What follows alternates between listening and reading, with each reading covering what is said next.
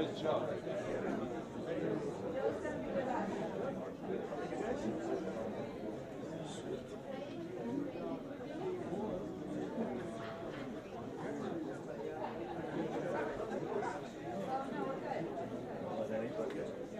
what's up, man?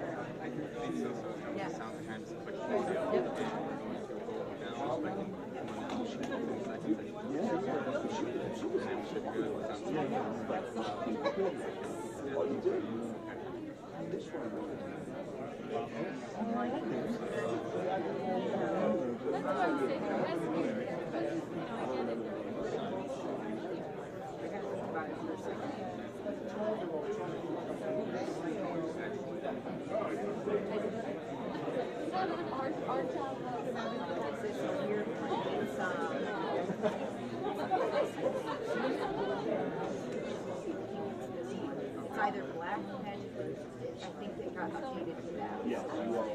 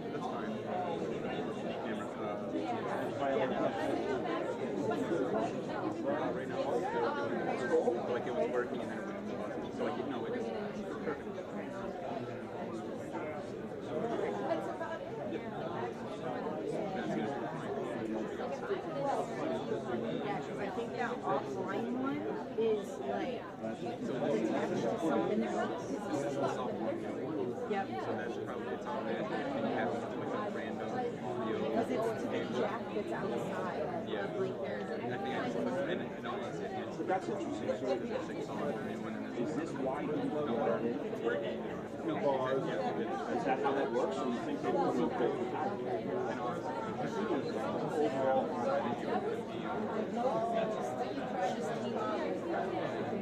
right, because everyone else, other than this Warner guy, is an honorary. Oh, there's a bunch of honoraries.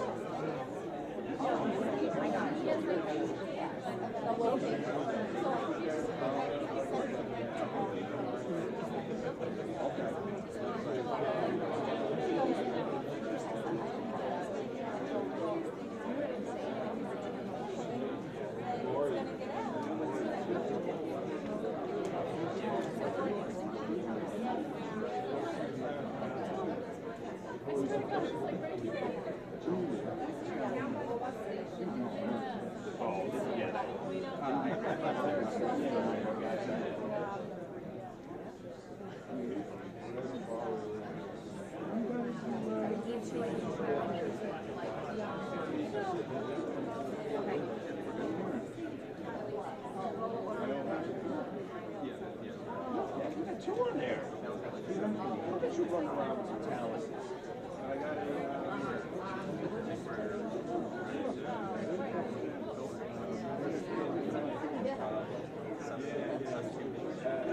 on my pills.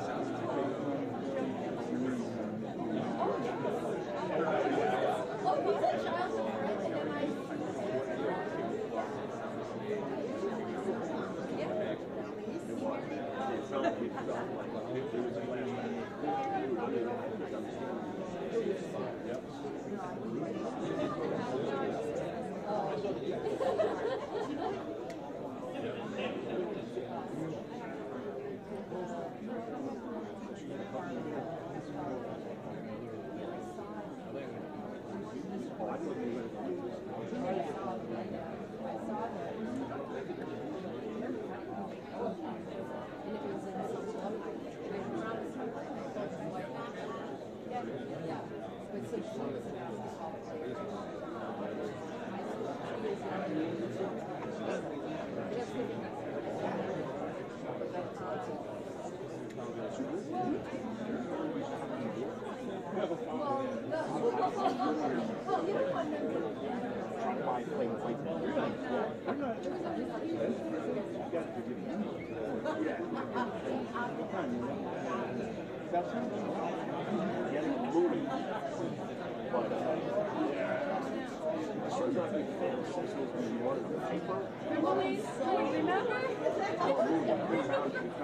he was out.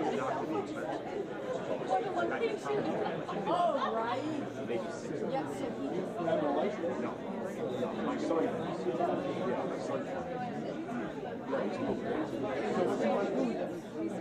Build hours.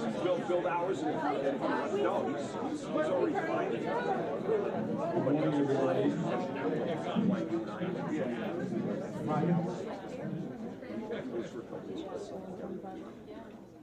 Welcome to the campus of SUNY Oneonta. Thank you all for being here today. My name is Ronald. I'm the Director of Athletics here at the university. Today is a very special day because we get to bring back some very prestigious alumni to celebrate their accomplishments while they were here at the institution. So from the families to alumni to the faculty, staff in the room, but most importantly our Hall of Fame inductees, I just want to thank everyone for being here and thank you, Eddie. Congratulations. It's a very special day, it's a very special class. Before we begin, I would also like to honor those that met the committee to get everybody here today. So I would ask if our Hall of Fame committee, if you're here in the room, could you please stand and be recognized?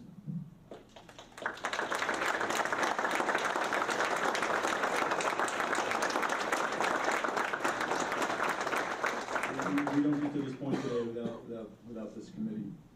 Also, if we have any other Hall of Famers that have been inducted into our Hall of Fame, I ask you to please stand and be recognized as well.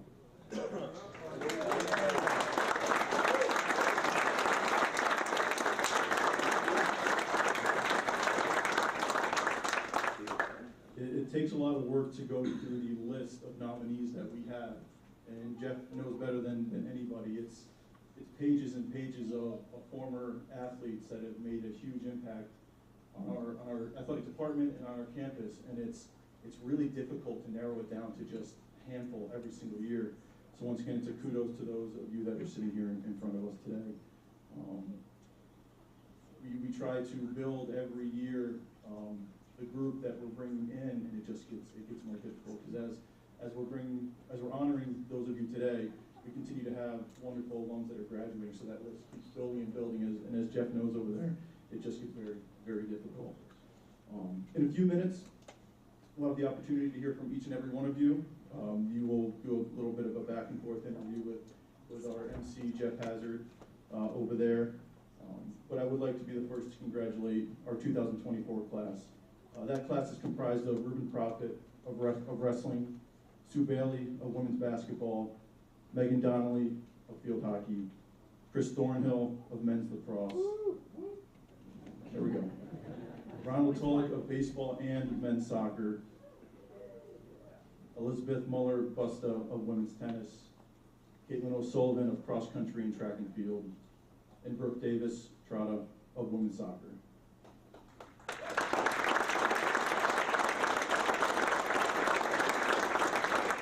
We're excited to celebrate all of you today, and I can't wait to hear from each and every one of you. But of course, I have to give a little bit of an update as to where we are within athletics here at Oneonta. I'm not sure when the last time some of you have been to campus, but I'm sure it looks a little bit different from when you had a chance to walk around. Since I began here in 2014, we've seen some tremendous growth in our facilities. A lot of that has been the vision of the past and present administrators. One of Tracy Ranieri, our former athletic director, played a huge role in some of those transitions. We've had 4 turf fields installed over the last 10 years. All college field, our Red Dragon field, our baseball field, and our softball field, which was finished in the spring of '22. We've resurfaced our arena floor with probably one of the biggest Red Dragons you've ever seen. Hopefully you get a chance to see that. I know the floor coverings are down right now, but it's absolutely beautiful. We have new graphics all over our buildings, a pool that's scheduled to be renovated. I feel like I say this every year, within the next 5 years or so, which includes a new diving well.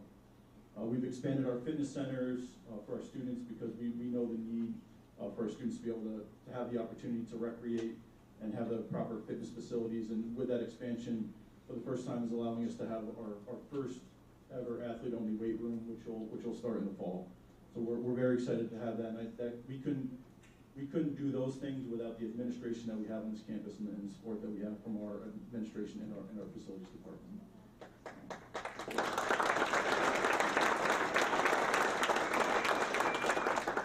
Our athletes continue to thrive in the classroom. GPA is well above 3.0. That's kind of the baseline that we have for them, and they exceed it every single year. I feel like it's becoming easier and easier for them just because of the dedication that they have to their academic programs.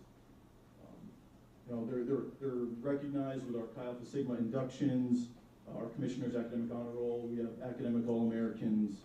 We have members of the Provost and the Dean's List, among many, many other accomplishments. So they get it done. They get it done in their sport, and they get it done in the classroom. They continue to provide this campus with many, many hours of community service. That's just a priority that we have within our department and on this campus.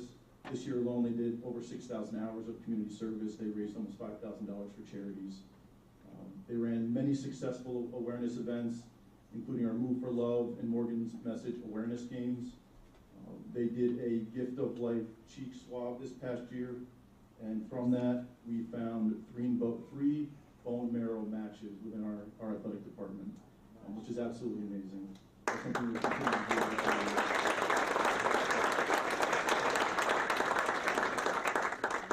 They're working through their hectic schedules to be able to put in their training, their academic hours, and all the extra service that they do. It's just a kudos to and a testament to who they are and the dedication that they have to this institution. We continue to fundraise every single year. These programs, we need to be able to offset some of the increased costs. We're fundraising for travel, we're fundraising for equipment, the things our student athletes need to be successful throughout the year, so that they compete at the highest level within our region, within the Northeast, and nationally. We will be hosting, I'm sure some of you were part of it last year, our Evening with Red Dragons event in September 7th over at Mayor's Cup weekend. It's just a celebration, bringing back alumni. We want to bring you back, we want to keep you connected with us. We will be celebrating the 40th anniversary of our first soccer team to win the Mayor's Cup. And a gentleman named Tom Dorn, who started the first men's lacrosse club on campus, which eventually turned into our men's varsity program. We had a very successful 3 days of giving this past year. We generated almost $23,000 from some of you that are in this room to give to that. Those 3 days goes directly back to our student athletes to help them with those trips that they want to take, that equipment that they want to purchase, the things that they need to be successful. We hope that we're going to continue to increase that from year to year, but I thank everyone that's been a part of it. It truly does make a difference for our athletic department. Also, we have a number of endowments that we use throughout the year, specifically our Alumni Fieldhouse Endowment. That's in place to keep our fieldhouse in a state of excellence. We've had the opportunity to put in locker rooms, have graphics all over our facility, and even in this past year, we put in a brand new video scoreboard that looks absolutely amazing. That comes out of that endowment, that comes from those that give to that endowment. So I would encourage, if you have the means, to please support that. They play a huge role, once again, in the success of our programs and allowing us to do what we need to do for our student athletes. And lastly, we're going to talk about athletics here, because our teams continue to compete at the highest level within our conference, at the national level. We had teams go to NCAAs, including our men's soccer team this past year. We had a number of student athletes from track and wrestling compete at NCAAs. A couple of them were Izzy Fabrizio from our shot put, Ija Nate, a 60-meter hurdler from our track team, and Jack Ryan of our wrestling team. All three of them were All-Americans this year as well. We also had a number of individual conference champions in various sports. It's tough to go through everything that we've done this year, but I just want to at least highlight some of those accolades, because those don't happen if the people in this room and the people sitting in front of me haven't laid that groundwork for for our student athletes. So I just want to thank you. You've made a lasting impact on this department, on this campus, and for years to come. So at this point, as my voice is getting a little scratchy here, I want to introduce our president of the university, Dr. Alberto Cardea. He joined us a couple years ago, and from the start, he has made it known he supports our students, and I think I know our coaches see him at all of our athletic competitions. He loves athletics here, and I think he understands the important role that we play on this campus. So, Dr. Cardea.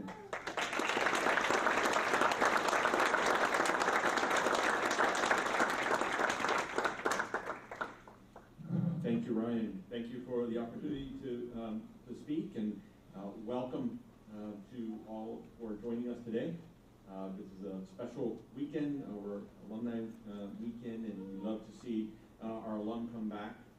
Congratulations, clearly, to the inductees, but also to those that are here to support them, and we're probably supporting them for a very long time. And I think to continue to work a little bit on what Ryan was talking about. This past May, I get to have the honor to speak at the athletics banquet. And this past May, I spoke to the athletes about the importance for them to remember that what they do out there on the fields, what they do on the track, what they do on the courts, wherever it may be, it is part of a legacy.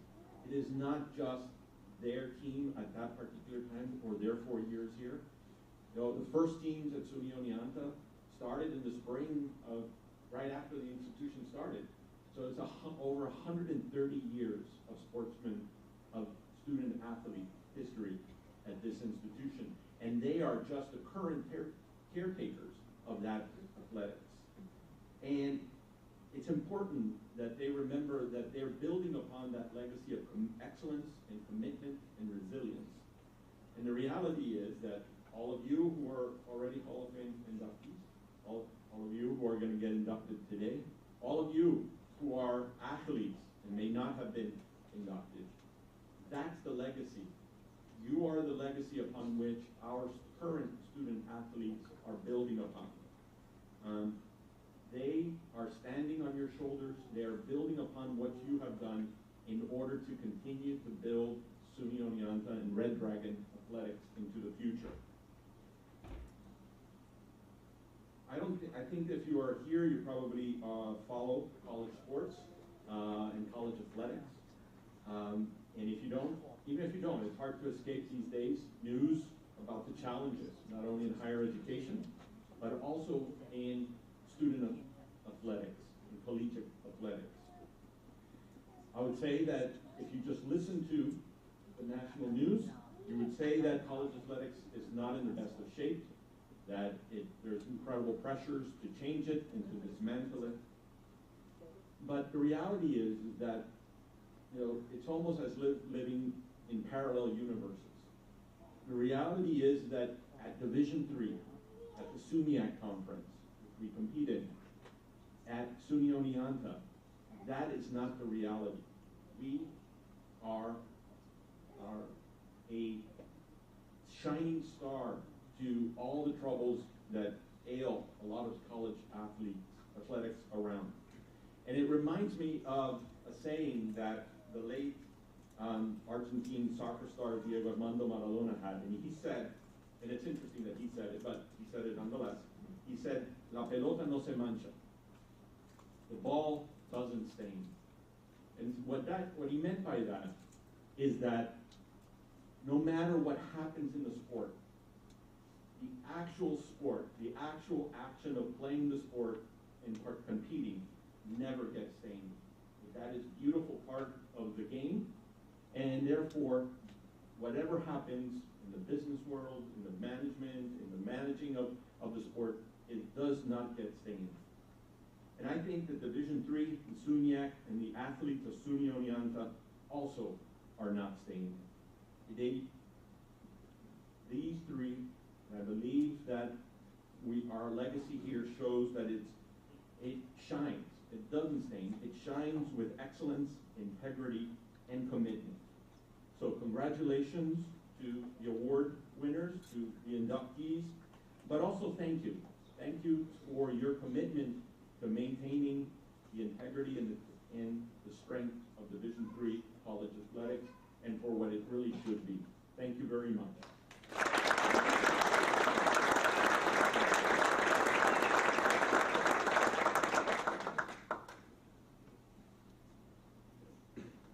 Okay, at this point, I get to introduce our MC and chair of our Hall of Fame committee, Jeff Hazard.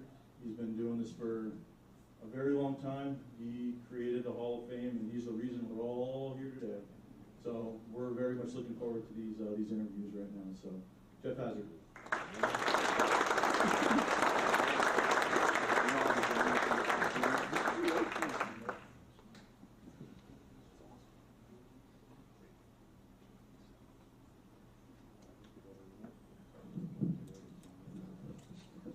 Good morning. How's everybody? Love this day. This is one of my favorite days of the year. And I welcome back to all the alums and parents, friends, families, some beautiful young ladies in the audience today, daughters of some of our inductees, tremendous. I love this day because we celebrate excellence and people who meant so much to their specific teams when they were here and the campus community. You know, I mean, for me, you know, with Brooke, with the 2003 national champion, it was a community event. The entire city of Oneonta was here cheering us on to hope that we would win that national title.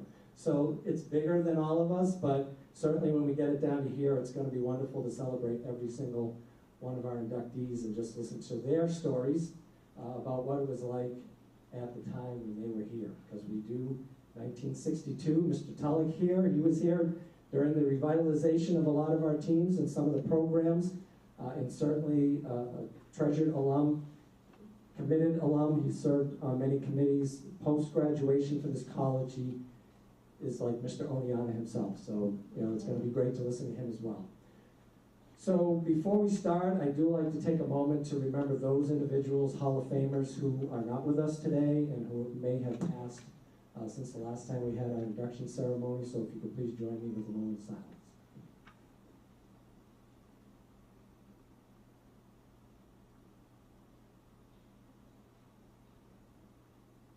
Thank you. So let's get started. Our first inductee, one of the most decorated student athletes we've ever had here in the sports of cross country and track and field.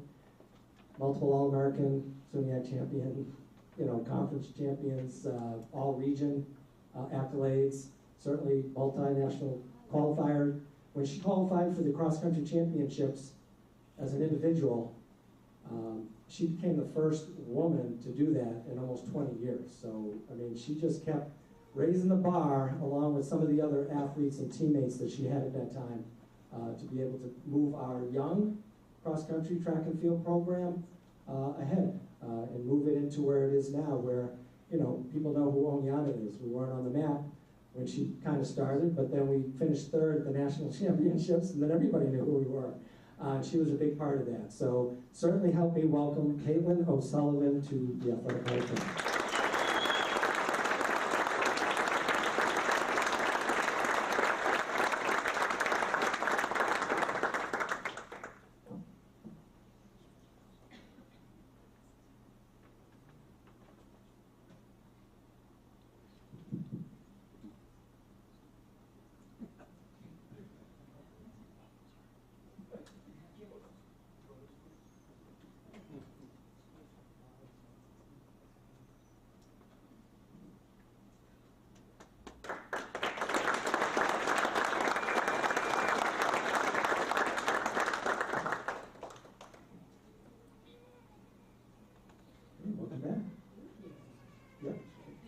Yeah, you probably have to get a little close by. In our discussions, and certainly the other point about this class, and we say how far, you know, women's athletics has come in this country, this is the largest group of female inductees that we've ever had. So that's a kudos to our female athletes, certainly well represented. And selfishly, it's also the most amount of student athletes who were here during my 23 years. So a lot of them are going to know more than just, hey, how you doing? So certainly, in sharing and going back and forth, and I do encourage you to watch the Zoom interviews that I did with each inductee on the athletics website. It's a longer format. It's anywhere from 25 to 35 minutes if you can, but they were just great just to catch up and get to know each individual and talk about things other than what their sport was. So one of the things that really caught me when we were talking is how important coaching was for you.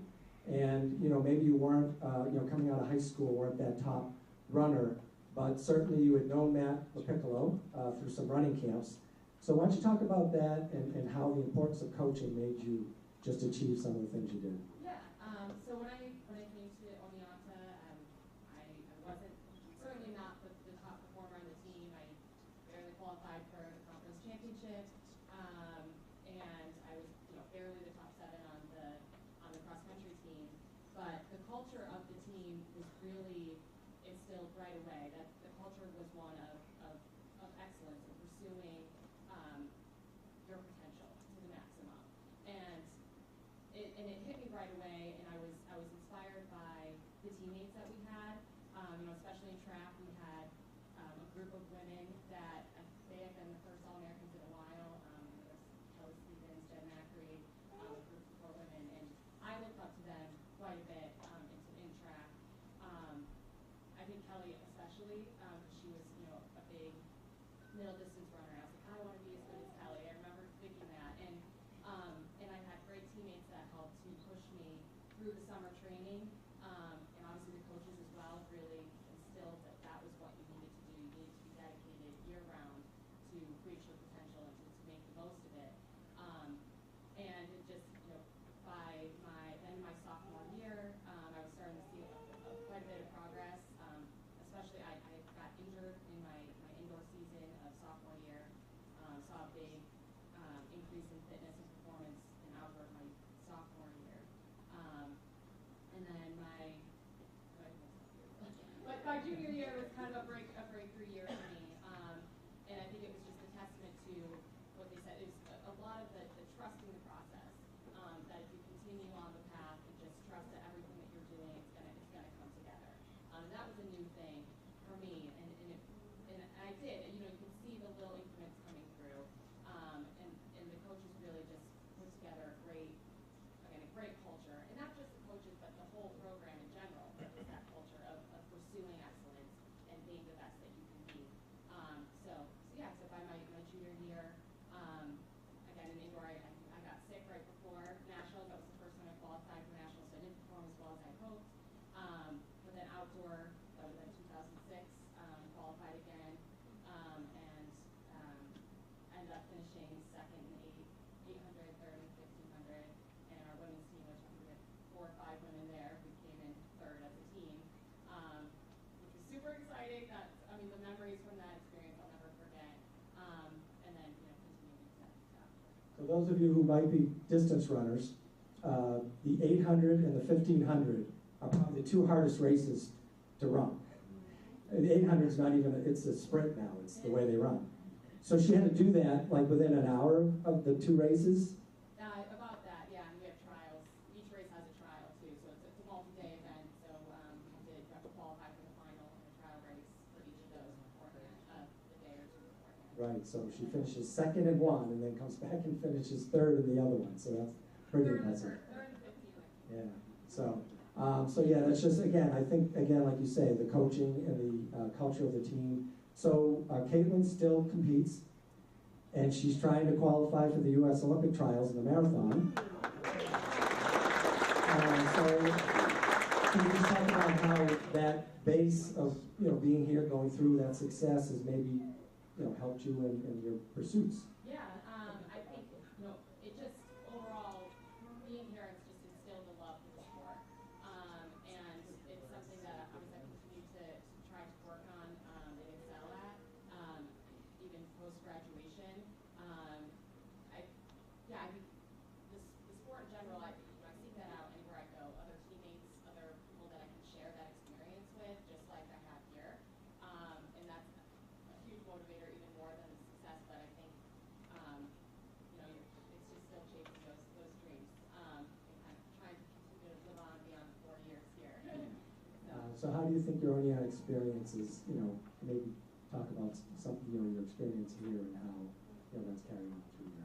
Yeah, so I think a big part of it, like you're saying, the coaches here really just had always instilled in us this idea of maximizing your potential, and to always be, for running, it was to be a student of the sport. I think that's something to carry on into life, to be a student of whatever you're doing, and to not just do it on a surface level, but to go to like dig deeper into it, and to make the most of it, to give it everything that you can, and to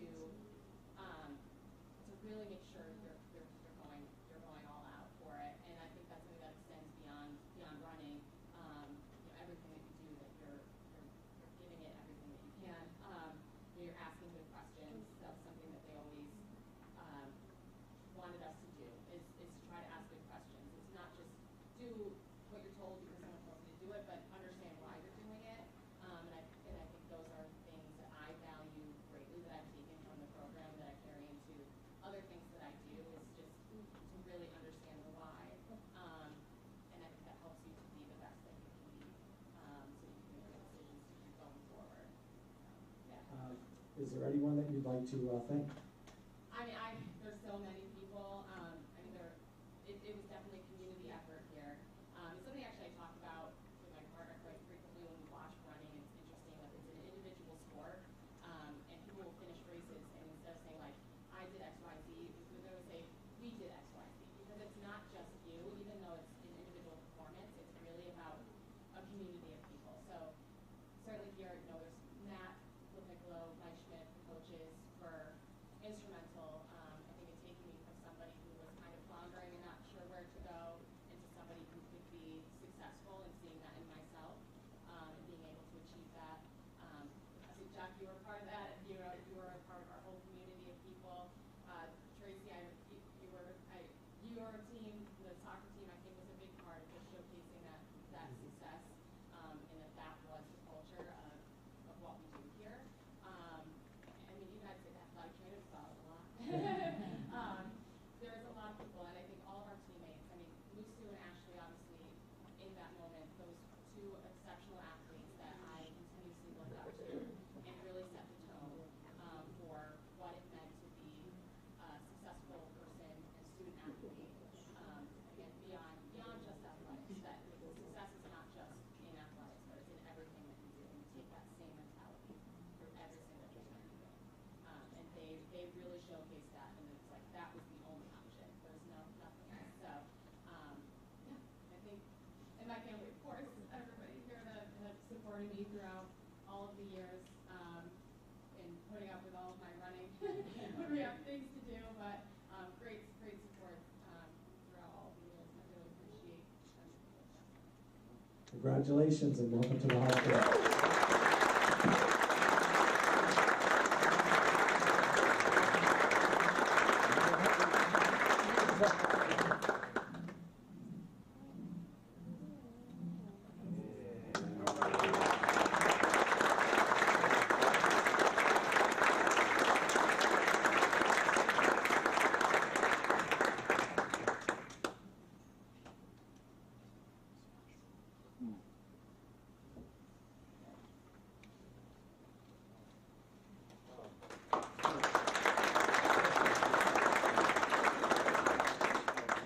So I'm going to go down to the other end and talk to this guy right here. So when I first got here, wrestling program, Rubin was certainly one of our top wrestlers. Wrestling at the 118 weight class until he moved it up to 125, right, your senior year. Two-time qualifier and conference champion. He actually, as a freshman, was the most outstanding wrestler at the ECWC championships. So he made quite an impact in his first year. He's just a phenomenal, but it's not just what he did here. As we will find out and we'll talk about, wrestling has been his passion in his life, and he certainly has shared that passion with so many student athletes. Here as an assistant coach, coming back to alumni events and imparting his wisdom and his knowledge of sports and just life in general.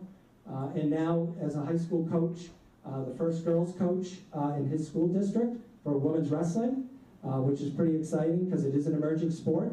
We actually added it where I currently work at New England College in Henniker, New Hampshire, but you know, it is an emerging sport, and certainly he's going to play a big part in student athletes finding another opportunity to compete.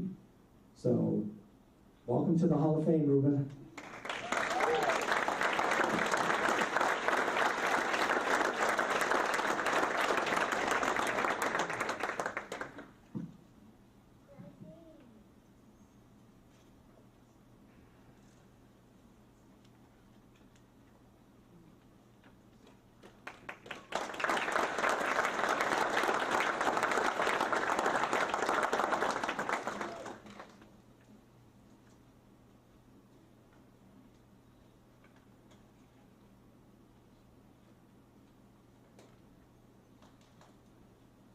So I think that's really where I'd like to start our topic of conversation is how did you find the sport of wrestling and why do you love it so much?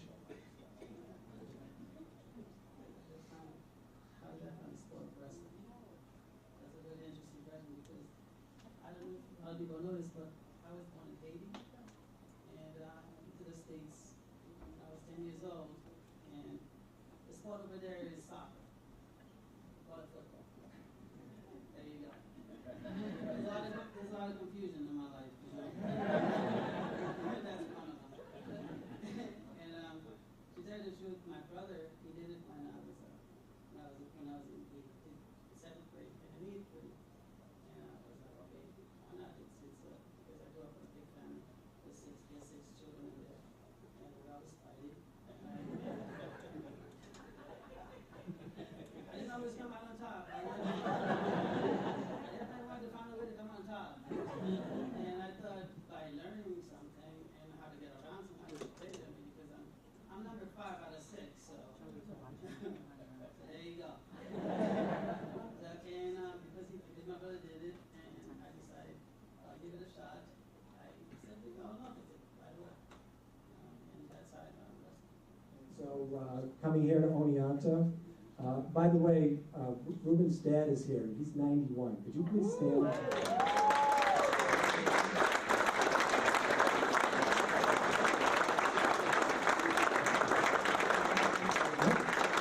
There we go. Congratulations.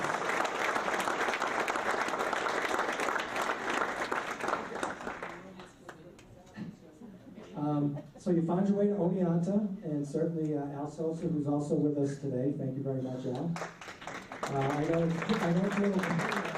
have been the winter coat from Florida. Thanks for coming.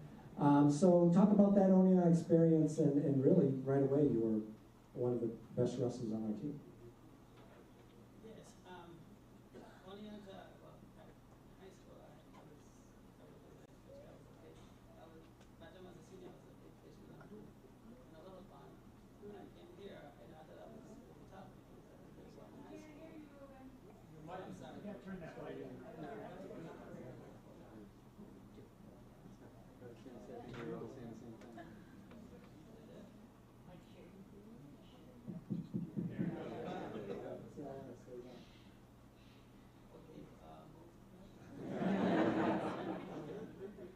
Oneonta. Okay. From high school, I did very well by the time I was a senior. I ended up placing 3rd in the states at 98 pounds. And then I went from being really, really tough, and I thought I was doing a great job. And I came here, and I found out that now it's a whole different ballgame. You know, and I had to. Now I was a tiny fish in a huge pond. You know, and I had to take my lumps. And Oneonta, thank you for Coach Sosa, because he basically kept encouraging me to just do my very best, because I had to almost relearn the sport, because it's a different sport. It's a different level. It became a different sport for me. And because of his patience and all the time he put into me,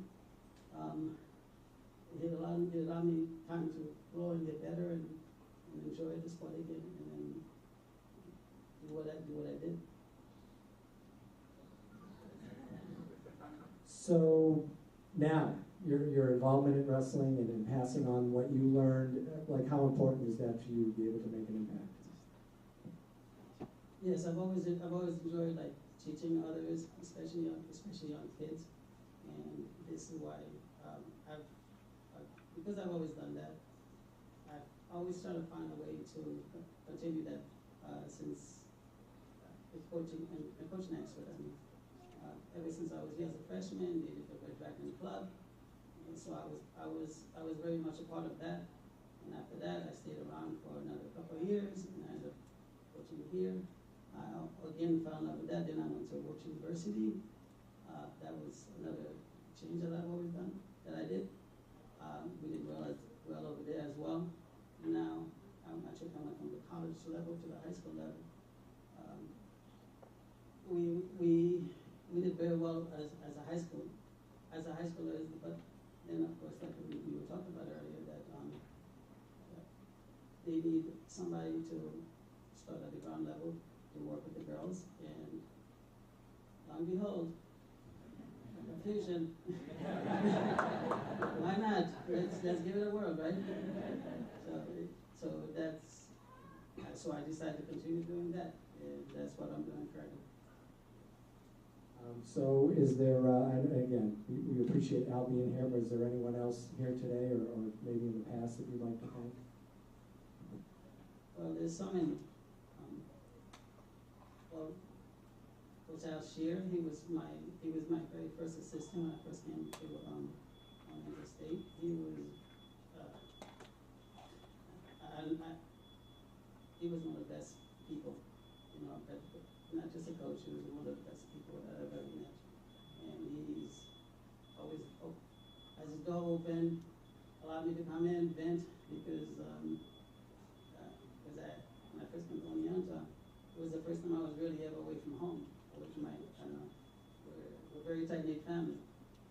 So his door was always open, as well as Coach Al Sosa, of course. I want to especially thank my father. I don't say this enough. He pushes me in such a way that I didn't think I needed to be pushed.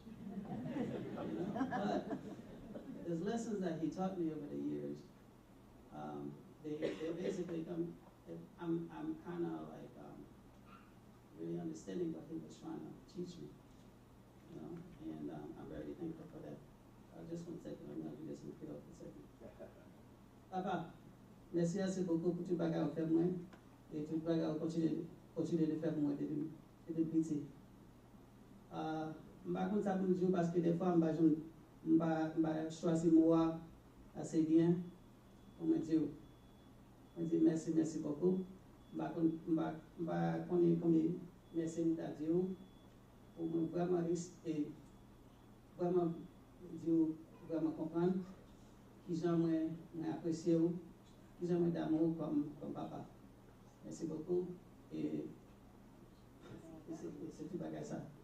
Merci encore.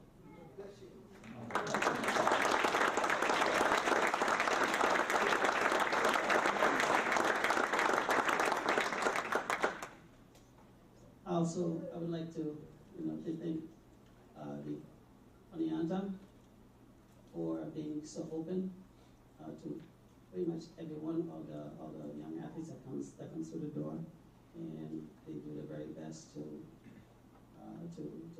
guide them and uplift them and make sure that they put their best foot forward. I would like to thank my family as a whole to continue to support me throughout all my journeys, as I have a lot of them, over the years. Yeah, I'm always looking for one project to another, and they've always said, okay, go for it, see what happens, I would like to thank you, Jeff, because when you came in, I believe you came in my junior year, you basically meshed right in, and that just continued what I'm always used to. People that are very warm and open and wanting the kids to do their very best, And lastly, I would like to congratulate the inductees. Oh, I'm sorry. Before I do that, Coach Al South Sosa for sure. And for South Sosa and Dwayne, oh, well, Dwayne is a little bit different because he made me, well, in wrestling you have to hold your weight, but he made me hold my weight a little bit too long, in my opinion. I'm sorry for being off. At Nationals, the Nationals, my senior year, we had to wait on Friday night, and then the rest of, Friday morning, and the rest of Friday, and then Saturday if you made it to this, as an All-American. He made me hold my weight from Tuesday, Wednesday, Thursday, and then I had to make it on Friday. To tell you the truth, nobody, in my opinion, had to ever do that before. If you ask any wrestler, nobody has to hold them. Yeah. Thank you, Dwayne. He kept me hungry. He kept me really hungry, and I had to take it out on the people across the map. It worked. It worked. It worked. Lastly, I want to congratulate the inductees, and I want to say, may your legacy, inspire the future athletes that comes on.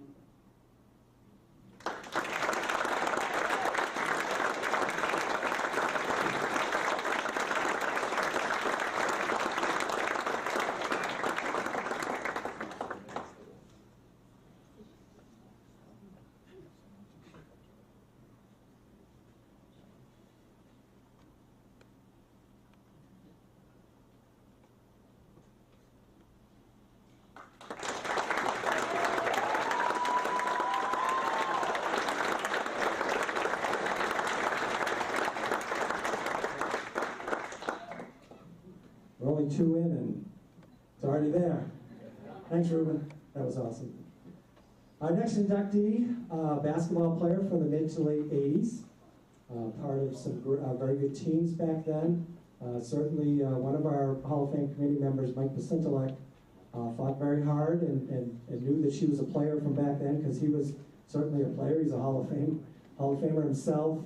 And certainly it opened us up to some of those players who, the records maybe might not have been as good, and maybe some stuff got lost in the past. But we were always trying to find it and search it out because we believe that all the athletes from all the times should be honored if they were that great.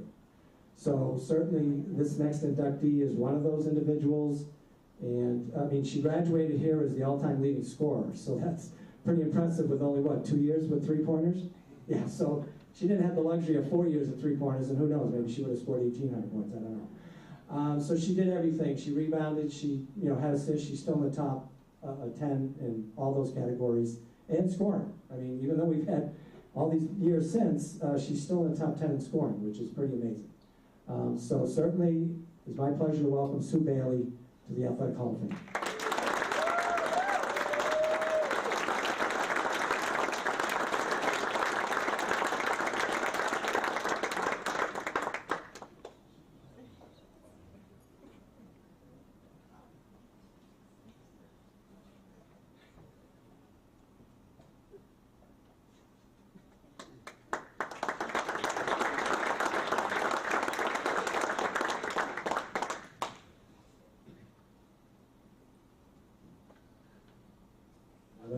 Definitely did.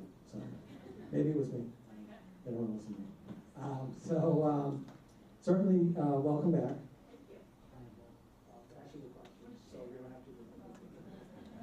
So, coming back here, you certainly, your time away, you found your way into education where you spent your career, retired a couple years ago as a high school principal, and certainly your impact, in that area, as a principal. So how did you find education? Let me be quick. This is kind of a funny story, but I graduated Oneonta with a business economics degree.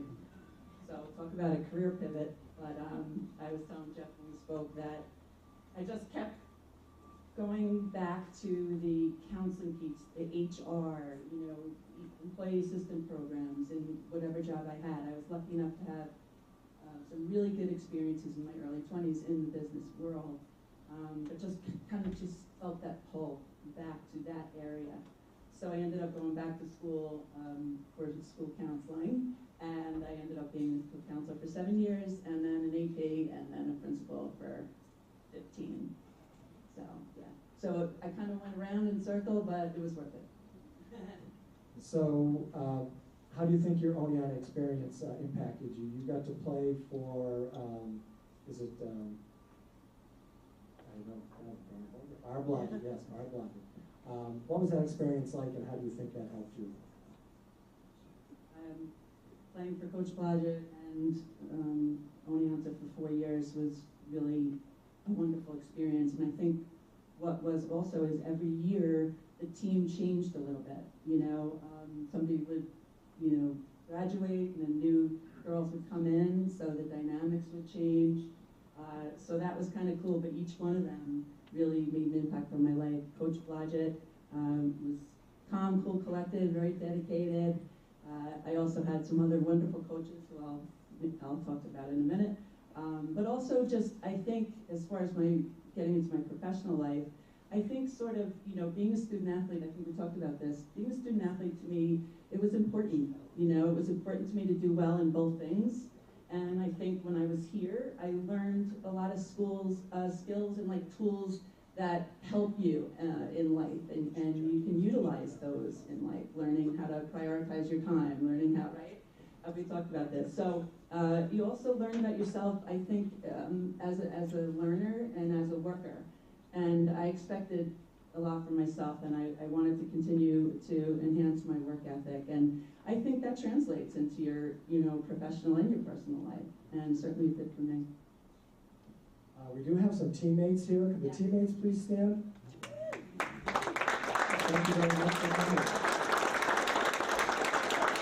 It's funny because, Sue, when I saw her this morning, she's like, yeah, some teammates came back and they surprised me, and I was like, oh, what are their names? She's like, oh, you probably don't know them. And then as soon as she mentioned the names, I'm like, oh, yeah, I know those names, just from the history and the records and stuff like that. So certainly thank you very much for coming back. So who in your, during your experience and post, who would you like to thank? First and foremost, I want to thank you, and I think all of us feel the same way. Thank you for making this experience so special for us. I didn't know you like every day, but thank you for that. I also want to thank the Hall of Fame committee. I appreciate the selection, and Mike, thank you. I know you gave me a little push there. My coaches, I mentioned Coach Blodgett, so thank you to her. I was lucky enough to play for her for 4 years. And I also had 3 amazing assistant coaches. Coach Finn, who I think was only here a year, but I learned a great deal from him. Karen Hayes, we talked about her. And my friend Jackie Meadow, which she coached my last year, my second to last year. She was another assistant coach, so thanks to her. And then shout out to my teammates. Again, just 4 years of incredible girls who made, me better, as a player. But 3 of them are here. Trish O'Sullivan, they just stood up, and I'm going to name them, embarrass them. Lori O'Neill and Jackie. Also as well. I also want to, before I move on, just thank Mr. and Mrs. O'Neill, Lori's parents, who I'm just very, very close to, and I really, really appreciate you guys being here. It means so much to me. So thank you. I also have this core group of friends that I lived with for all 4 years, and they're my lifelong friends, still friends, and they're here as well. Lisa, Sandy, Barbara, and Deb. I'm embarrassing them. Jeff. This is the crew that I told you about, that they were either taking, 2 of them were the videographers, right? One kept score, one did the clock, and they had no idea what they were doing, but yeah, we had a good time. We had a really good time. I appreciate your support always. You know that. Thank you for being here.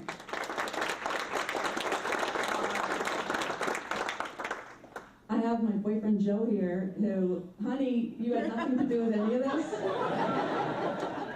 I contributed nothing. But he's been wanting to come up. He's been bugging me for years to come up to Oneonta, so I'm glad we made it. Yay. And lastly, just my family. My sister is down in Georgia. My brother is here. My brother is a big reason why I fell in love with the game. And he kind of taught me that bad shots don't exist, like meaning every time I tried, we had a dirt court in my backyard, and we spent a lot of time out there playing with my dad. And he always told me that I'm not letting you take a bad shot, so it would get back in my face. Like, he stuffed it right in my face. Bad shots are not allowed. So thank you to him. Also, my sister-in-law, who's another sister to me, Jean, is here.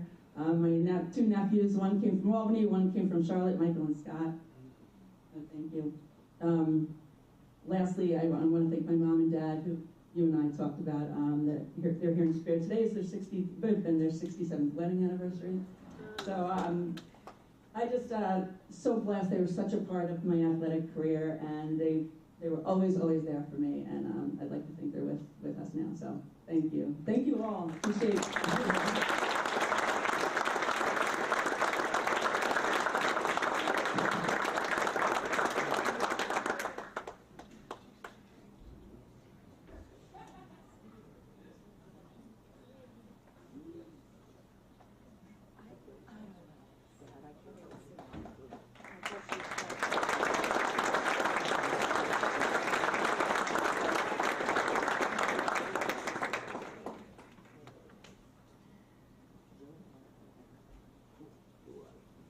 I do want to thank some of the inductees, because of course we didn't have a lot of photos laying around of some of the inductees, and so it's always like I always like my last resort. Do you have a yearbook photo? Do you have anything?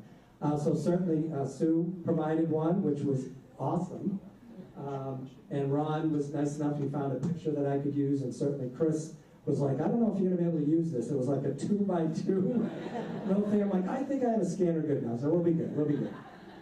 So I want to thank them as well. Our next inductee, for any of you who understand anything about the sport of field hockey, defensive players don't get a lot of press. And certainly in Meghan's case, she was such an anchor of our defense, and we had some very good teams during her time, NYSWCA tournaments and ECAC stuff, and certainly was the back line. I mean, for those who don't understand field hockey, if the ball goes by the goalie, there could be someone there helping you keep the ball out of the goal. And that was Meghan. Meghan certainly did a great job of that. And again, as a defensive player, she was the SUNYAC Player of the Year as a defensive player, which is almost impossible. In today's world, they have Offensive Player of the Year, Defensive Player of the Year, Rookie of the Year, first time whatever of the year. It's just amazing what they have done for the awards, which is to honor more student athletes, which is what it's about. But back then, she was up against players who were scoring like 60 points in the season and all that kind of stuff, especially with the teams that we were competing against in our conference. So, hey, defensive players do get love, okay? And we are certainly loving you today because you are a Hall of Famer. So welcome and congratulations.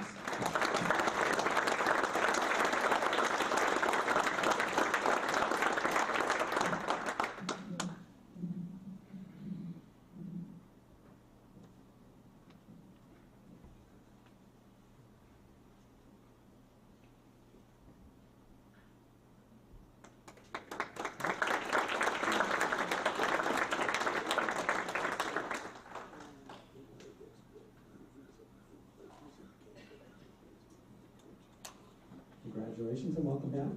Thank you. This is surreal. Yeah, so tell me a little bit about, you can all hear me, right? Yep. So tell us about, so when I called you, what was that like that phone call that you were home? I was very shocked. I think I said that to you like 5 or 6 times in a row. And overly just grateful and honored to be here, and just very shocked and surprised. So you said that because your education certainly, we'll talk a little bit about that, took you to other places right after post-graduation, but this is like the first time you go back. Yeah, it's been 19 years since I went back to campus. Since I graduated in 05, and I got to spend a little bit of time yesterday walking around, and it's beautiful. It's been upgraded. It looks so amazing, and yeah, it's been really bittersweet and just wonderful to be here now.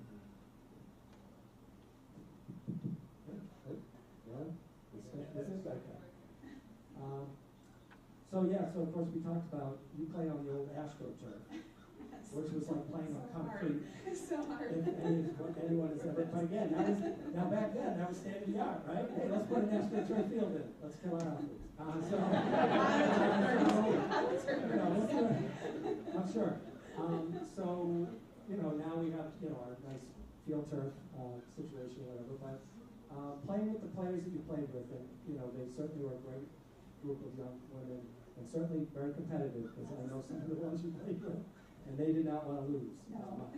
So what was that experience like playing with them? Yeah, I mean, the four of us, we had 4 seniors that were for my class. Sarah Johnson was right in front of me in the middle of the field. Brenton Brewer was in the front, and Kelly Moore was in the goalie. So we were right in the middle of the field, all 4 of us, through all 4 years. And they were, like you said, very aggressive, wanting to win, and I was back with Kelly every game, supporting her and the rest of the team, and it was incredible. I mean, the 4 of us were very close through the 4 years. They pushed me very much so. We were competitive with each other in many ways, but also really got along very well and worked very well together.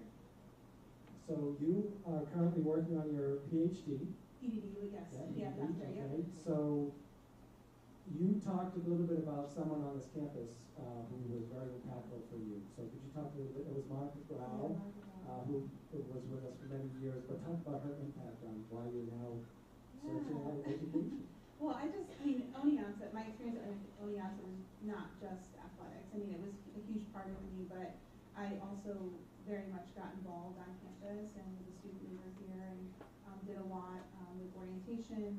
Monica Grau was the director of orientation here for many years, with her husband Bill Grau, who worked in registrar. And Monica specifically really inspired me to go into higher education. And I ended up being an orientation leader with her for 3 years out of the 4 years I was here. And then she helped me get into graduate school right away after graduating from here, and went on to get my master's in higher education. And now I'm pursuing my doctorate in educational leadership, and I'll finish up in the next couple of years. So yeah, and she was a huge inspiration to me here, and we still keep in touch. And she's grown in her roles too. And so Oneonta was very special to me in the sense that it was not just about athletics. So of course that was a big part of my experience, but it was really focusing on the whole student. And I think most of us, if not all of us, can say that we had support from all different areas, not just our coaches. Of course, they were a big support to me, but also other staff and faculty on the campus that really helped me grow as an individual and become a leader. So is there a special moment during your 4 years that maybe, was something that maybe you remember? For field hockey, I definitely feel like it was, winning the championship. And I remember being on the field and just screaming with everybody and being really just pumped and excited. And I think the whole 4 years, not just one moment, but just being, taking the field hockey trips, and Coach Dombrowski, who was my coach, she was incredible to be mentored by. It's really hard to pick one moment. I think it was just a combination of a lot of amazing moments and times. Yeah. Is there anyone that you would like to thank? So many. Everybody here. My dad and mom are here, and my stepmom and my in-laws are here, and my wife. My dad, I always joke, I think he's been leading up to this moment more than me. He is truly, my sister's watching live stream, so she's probably laughing. But he loved Oneonta so much, and he talks about it all the time. And he came to, I think, almost all of my games home and away. I left work early. I remember just seeing him standing on the field in the pouring rain with an umbrella, like in Ithaca or something, and he's the only one out there watching. My mom came to so many of my games as well. And my wife, Kate, who's here, who I've talked about Oneonta. She hasn't ever experienced Oneonta, but I talk about my field hockey days in Oneonta so much. So she's here to be able to see it. And my coaches and teammates. Kelly's here, who is, it's hilarious because because Kelly and I played, yes. Kelly played at Hartwick, and she was in my same class, and we played against each other, and she was probably one of the best players I've ever played against in my entire career of field hockey. She coaches here now, and my other teammates were amazing, so I'd like to thank them. And also, of course, the Brows, Monica and Bill Brow, all of the leaders here that have helped me grow and become a higher education leader. My family, of course, like I mentioned, my sister who's watching from Florida. But yeah, just everybody. Jeff, gosh, you've been a face of joy every time I come and see you, or have been here every year playing field hockey. You've always had the biggest smile on your face and open to, talking with us and helping us not only as an administrator, but as a colleague and friend. So thank you. Thank you all.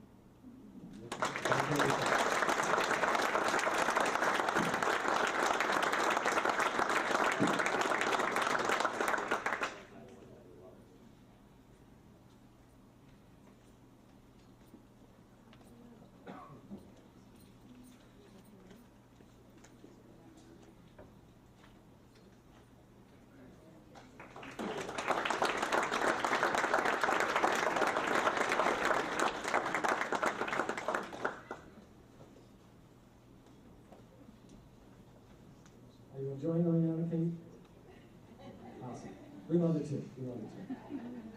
Sorry, I can't. Our next inductee, early years of men's lacrosse, as we had learned that the club was started back in the 1980, but it was before that there was a club.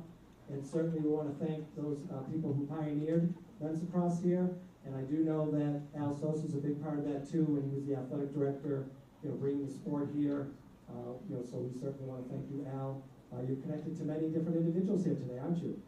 Thank you very much. So this guy right here, mid-80s, came in. Some other players who are here today. Could you please stand? Yeah.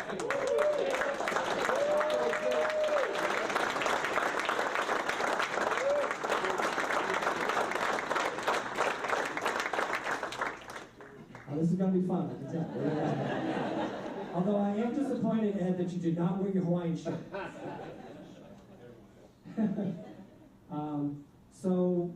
Just an incredible player. He still has the single game record for points in a game, which is pretty special. 14, that's a lot. When he graduated here, he was, again, just like Sue, was the program's all-time leading scorer, over 130 points, and certainly the number of assists.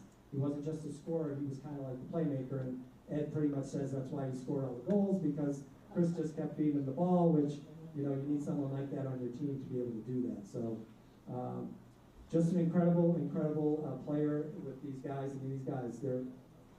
This group of guys is incredible and tight-knit. You could tell that when we inducted Ed into our Hall of Fame, that these guys just loved each other, they played for each other, and certainly the guy that held it all together was Courtney Lynch. And we know that. He's an amazing individual as well, and he's also in our Hall of Fame. And I know the other thing, I'm kind of disappointed that this cut out of it, and Courtney's not here either. So hopefully that's somewhere safe. Because it would travel everywhere. It's been around the world, and we know that you guys have been traveled very extensively, and you've had success in the game of lacrosse. Like lacrosse was what you guys did, and certainly we are going to celebrate some more of it right now with the induction of Chris Thornhill.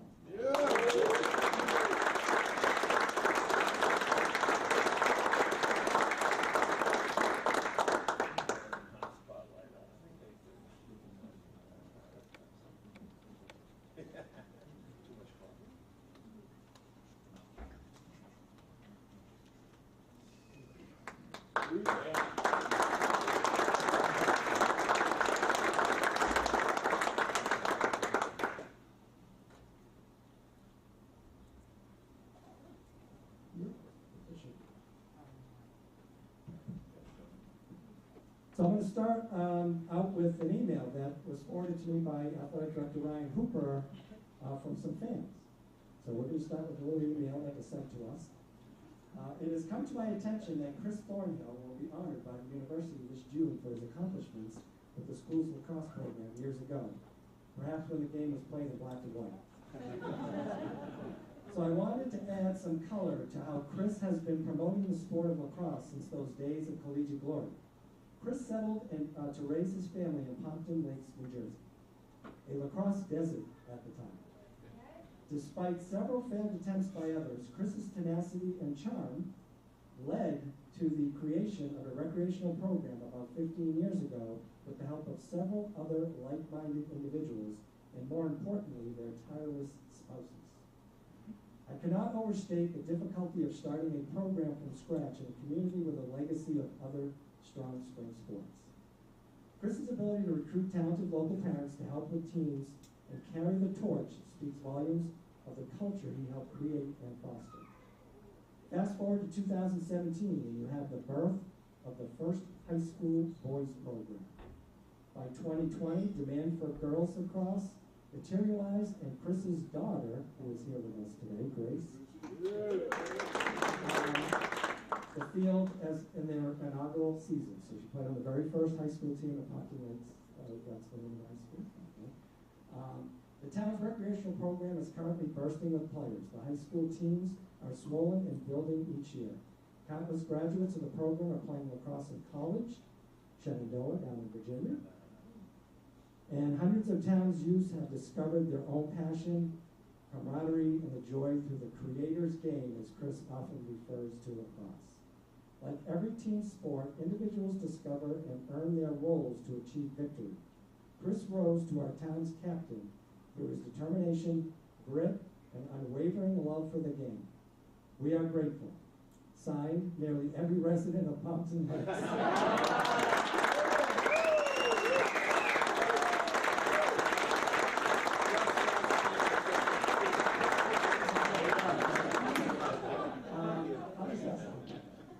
So as you can see, the passion of the game of lacrosse is so inbred in these guys, and they just carried it on. I mean, I know, again, Ed, I know more because I've communicated with him, but internationally played and still competes, national champion in masters groups, still. So talk about this game, the creator's game. Talk about it.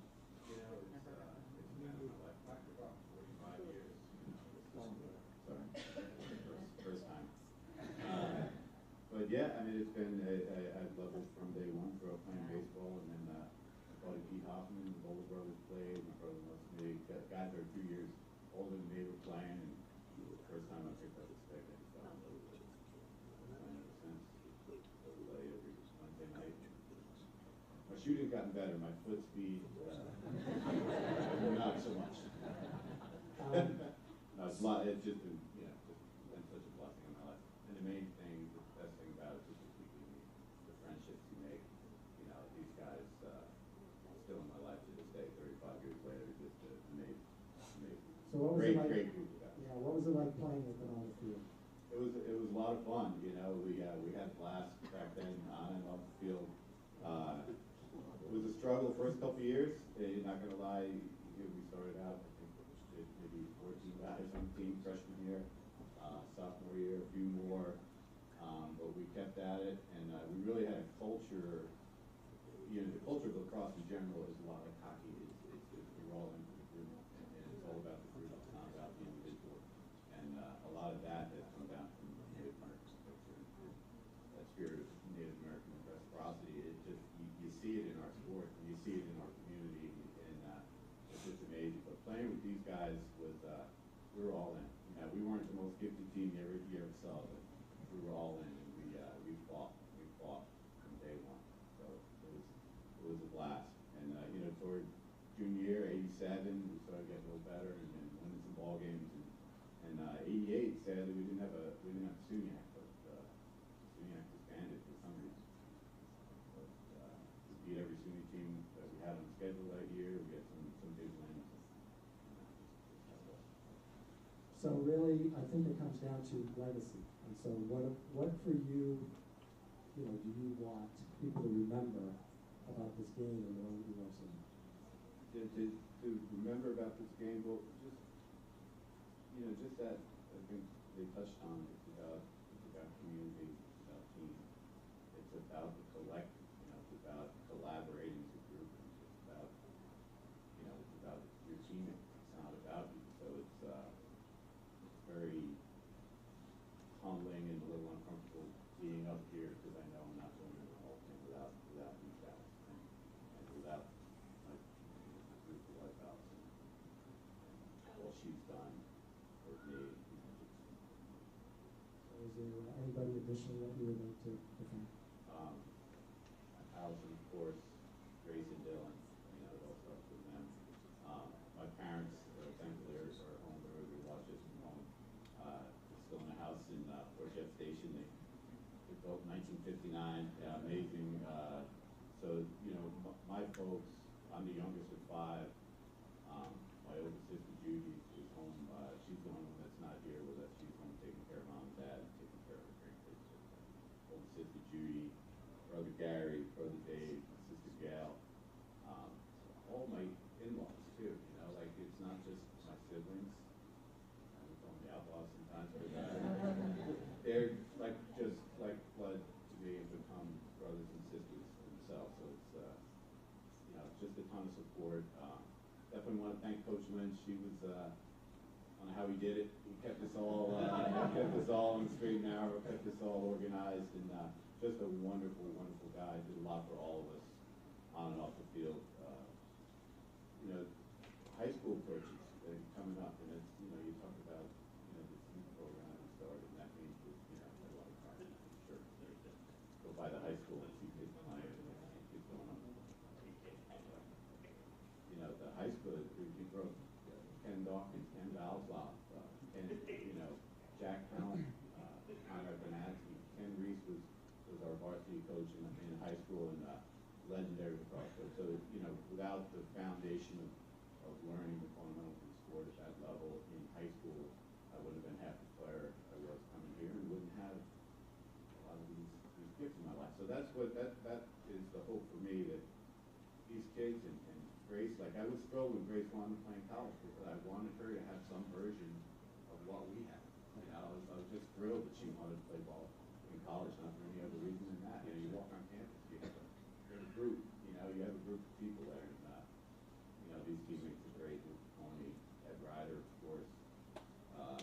I want to get into naming names because we're going to get some people, but I do want to mention Kevin Kelly, great co-captain, class of '88, just a phenomenal player.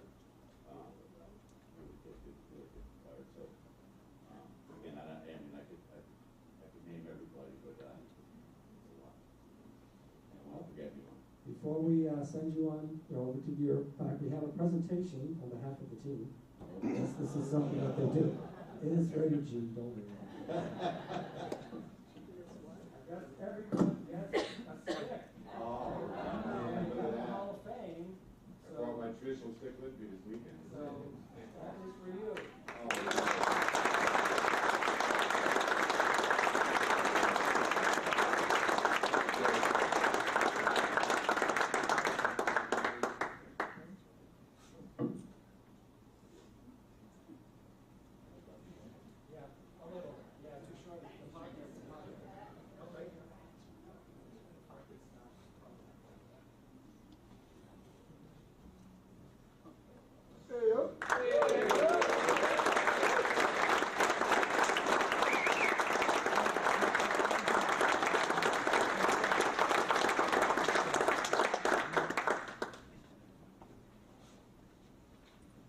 So there's nothing wrong with that photo. He's a good-looking guy. You did something with it. Photoshop, right? The beauty of Photoshop. Next inductee, another student athlete who I had the pleasure of getting to know and see compete. When I first got here, she was on the women's tennis team when I got here, and certainly she was a top player. She's a multi-Sudiac champion, and really, the culture changed a little bit in our women's tennis program. We changed the coach, Ed O'Malley, who some of you may know, great guy, and Glenn Mayer, who came with us as well. Both are passed on, unfortunately, but they were tremendous individuals. And so she was part of really kind of the upswing of women's tennis. I mean, we finished second one year, which I don't think, people were like, oh yeah, what, tennis? So it really was great to see that because she was a big part of that.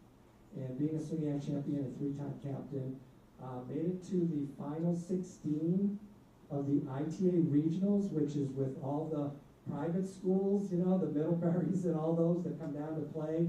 And she was in the final 16 at that Rolex tournament, which again is just a testament to her abilities as a tennis player. And I mean, you know what I mean? It's just so great to be able to welcome you to our Athletic Hall of Fame now. Elizabeth Muller, Busta.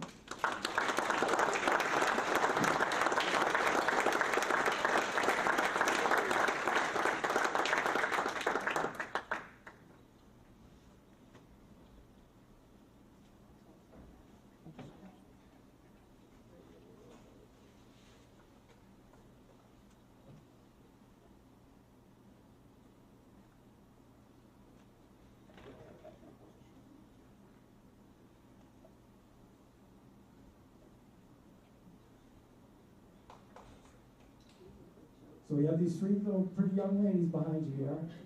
They all had their dragons this morning when they came in. She made a stop at the students' the bookstore, right? That's so they have their dragons. So no, that's awesome.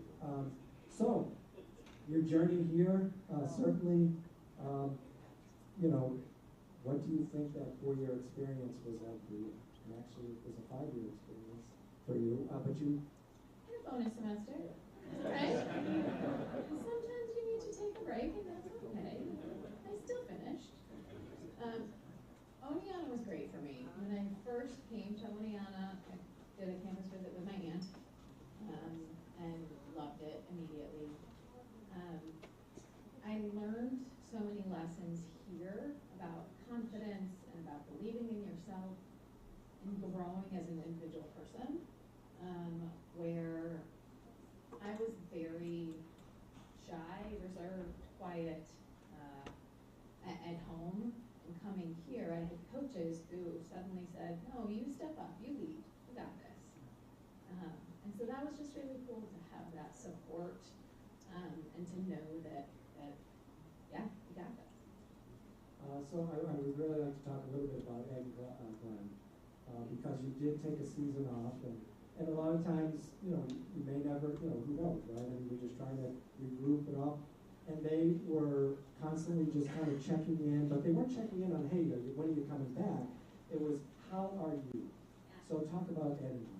Yeah, so we started getting calls at home from Beth, and my family called me Liz or Elizabeth, and they were like, who's Beth, and who is this man calling you, and what's happening?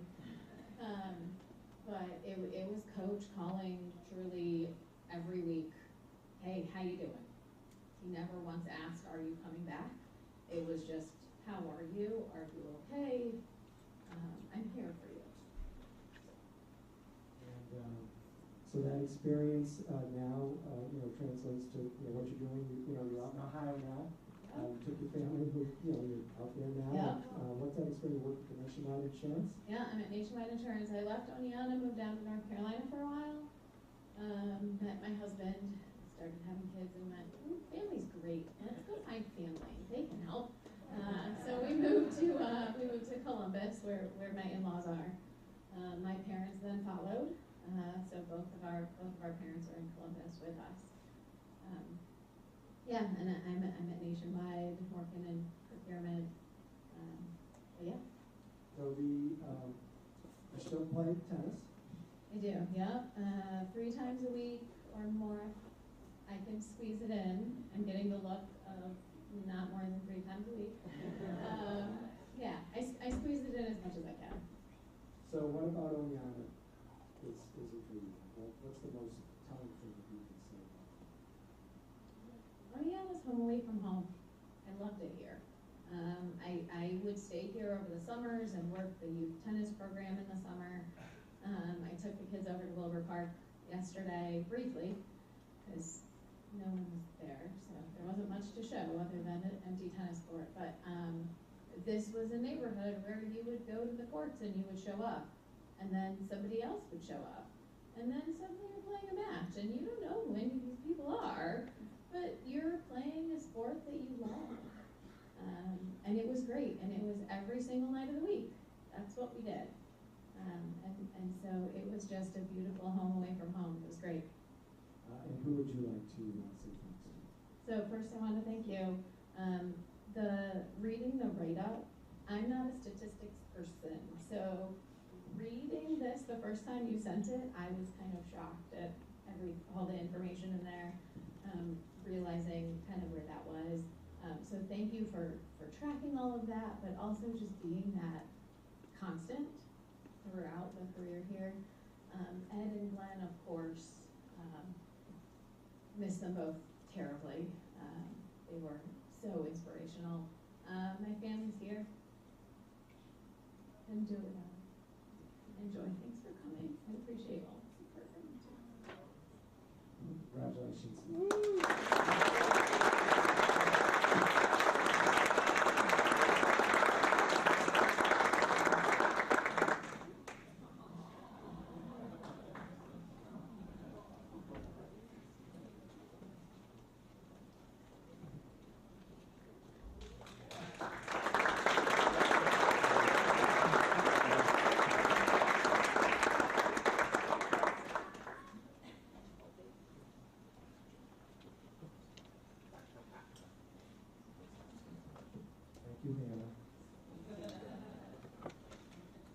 So, our next inductee, certainly a storied career, grew up rather local, we'd say, and came on the way down to Oneonta and was a part of a program that was, as you know, was moving, it was cranking. We were on our way to something big. Certainly, 2003, it was when we hit big. And our next inductee was a very important part of that run to the national championship. Again, she has accolades, multi-all-conference, all-region. She's still third all-time in points, which is, again, when you think of the players that we have come through here, to still be there this many years later is pretty special. She scored, I used to call her Golden Goal Brooke, because she seemed to score all the big goals whenever we need them. For the people that were here against Scranton. So Scranton comes in, they've only allowed one goal all year long. And we go to overtime. And who scores the goal? 1-0, it was bedlam. It was crazy. The tying goal in the national championship game when all things were kind of going crazy and Rose Milan puts the ball down, kicks it towards the goal and hopes that things will happen. And who's standing there? Brooke. Puts the ball in the back of the goal and now it's tied. We're sitting in the press box waiting for putting the script together because we already thought Chicago was going to win the game, and the NCAA reps are like, "Oh my God, what are we doing?" And I'm like, "Don't worry about it. We're going to still play games. We still have more time left." So certainly, it's a pleasure. It's awesome to see you. Wonderful family, 2 beautiful daughters as well. It's great to see you and meet you, and so certainly welcome to the Athletic Hall of Fame.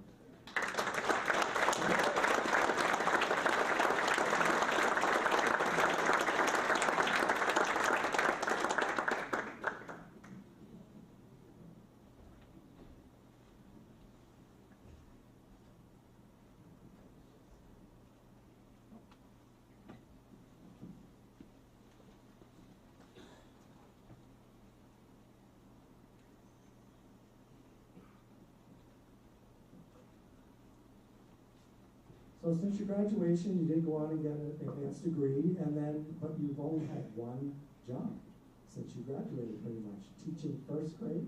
So I did teach 6th grade before, Okay. but I've been in the same district for 18 years, so I changed a little bit. So the journey there, certainly, when you came on campus and you kind of came into a group of players, could you tell that this group could do something special? I think that's like a life lesson that I continue to share with my own students and student athletes that I've coached before. Oneonta is such a special place, and when I first came, I was a deer in headlights. I knew what hard work was, but I was not ready for to be surrounded by other student athletes who had really high expectations, played for amazing club teams all over the state, country, and I'm from a small town about 40 minutes from here. So this was like a big change for me. But when I came to campus, that special moment was instantly having 20, best friends still today. Some of them are here, so thanks for coming. We're not as loud as the lacrosse guys, but later maybe, you know. We do have Cassie Torino from that team. Stand up. Is this Cassie, my colleague Renee?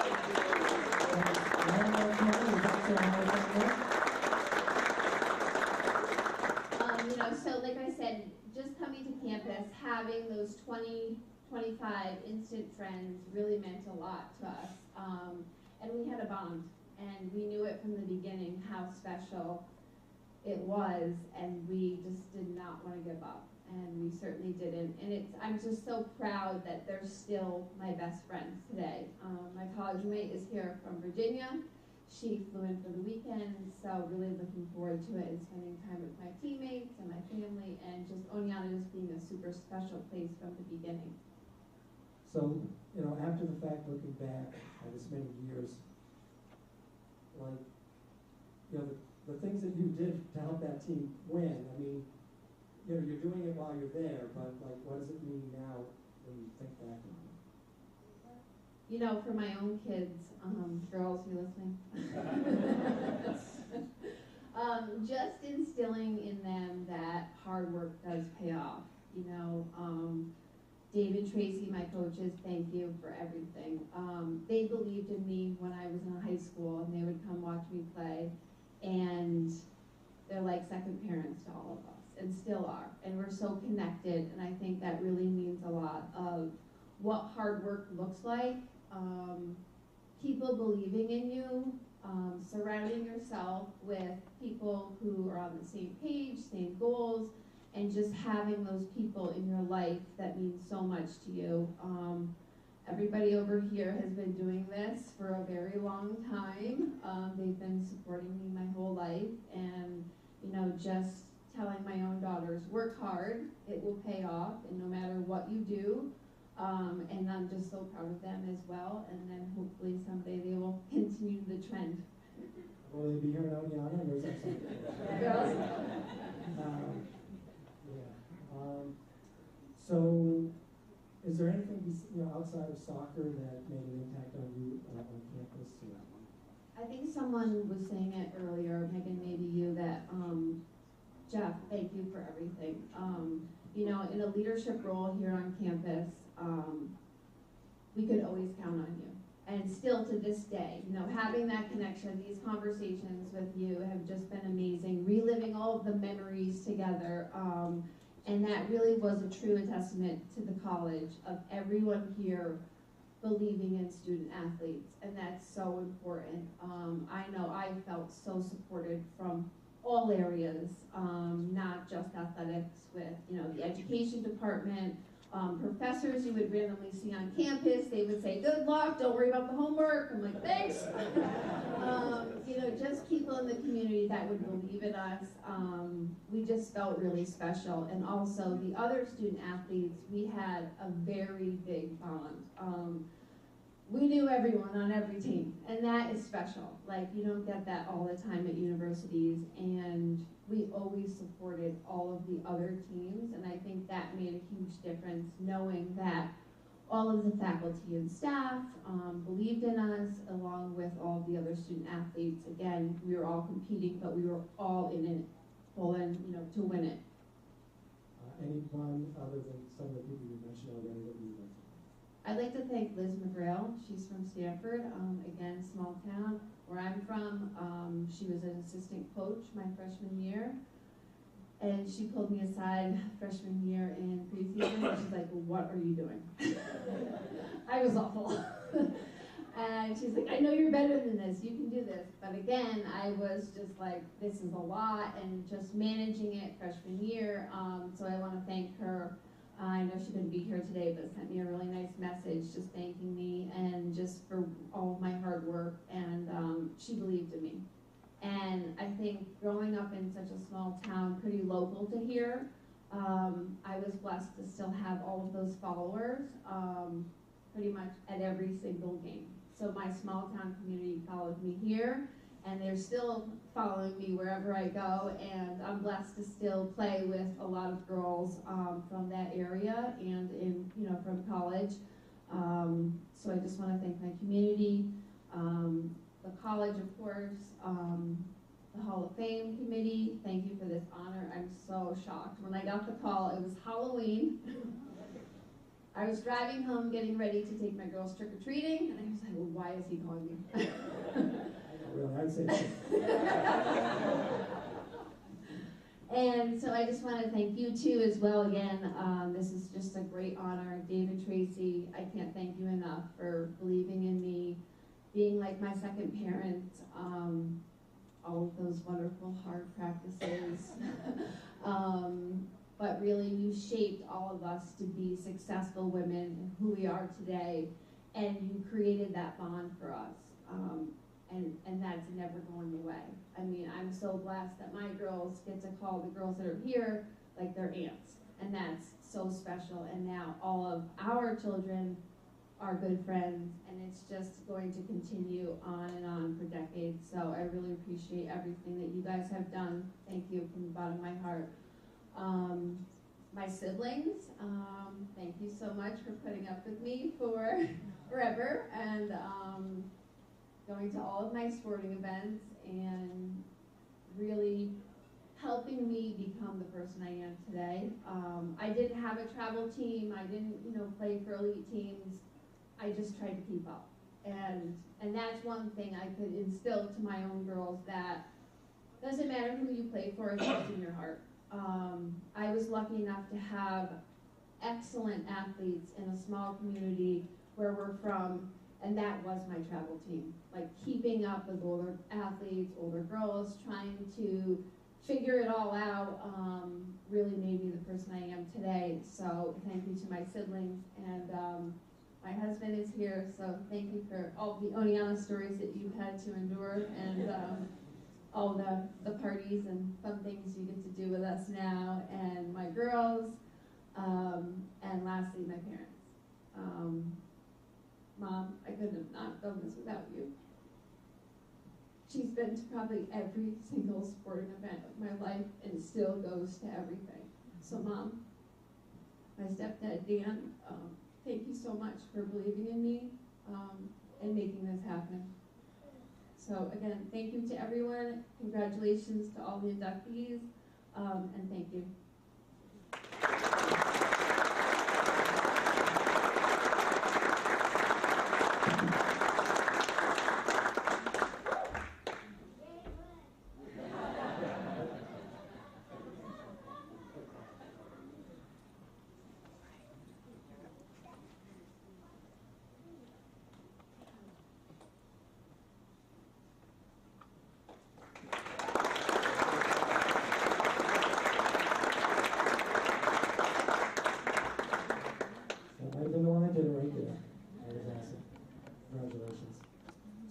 To our elder statesman, who will connect all the decades for us and tell us what it was like back in the 1950s and through the 60s and all the decades in between.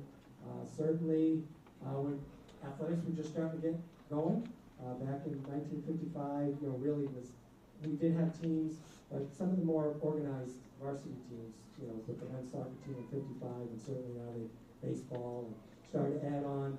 Well, this guy right here was part of that. He was captain of both teams, baseball and soccer, and certainly was one of the top players. His teams won over 70% of their games in both sports, and he was a very integral part of that. He played 3 years of baseball and 4 years of soccer. You had to do his student teaching his senior year. Back then, you had to do your student teaching. You couldn't do what we do now, where you can kind of fit it in or delay a semester and come back and get an extra year out of it. So this guy right here has been Mr. Oneonta. I mean, from the times that I've met him previous to this, he would come to the ceremonies, in honor of other classmates and players who were played during his time. But just to be around Oneonta, served on the board of directors, the trustees, and whatever, as an important member. When he was here on campus, everyone knew who he was because he was on every group and every club. And I mean, that's what you want, right? Your full college experience. And certainly, we are honored today to be able to say thank you for all of that, but certainly congratulate you for being a part of really the beginning of what's now pretty incredible for both sports. So thank you and welcome to the Athletic Hall of Fame, Ron Tulloch.